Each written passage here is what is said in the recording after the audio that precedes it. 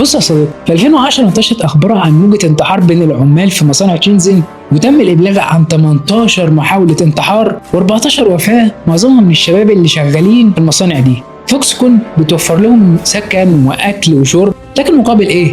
شفتات عمل 12 ساعة يوميا من 6 ل 7 ايام في اسبوع، الكلام ممنوع، وراتب العامل في الشهر بيبقى حوالي $314، يعني بتتكلم في $1.50 في الساعة، وبعد الضرايب والخصومات المرتب الصافي ما يكملش $1، وده اقل بكتير جدا من راتب العامل العادي على مستوى العالم. العمال بيناموا في مساكن مكتظه وبيشتغلوا ساعات طويله بايجار زهيده. الموضوع فعلا بقى خطر لدرجه ان فوكسكون ركبت شبك حوالين العمارات لمنع محاولات الانتحار المستقبليه. ومع زياده موجه الانتقادات اكتفت الشركه بالصمت اولا لمده شهرين، وبعدها ردت بالانكار. ومع زيادة الضغط قررت الشركة رفع الأجور بشكل بسيط، وكمان عملت خطط دعم نفسي، لكن في المقابل زودت الحصص الإنتاجية بنسبة 25%. ده خلى ظروف العمل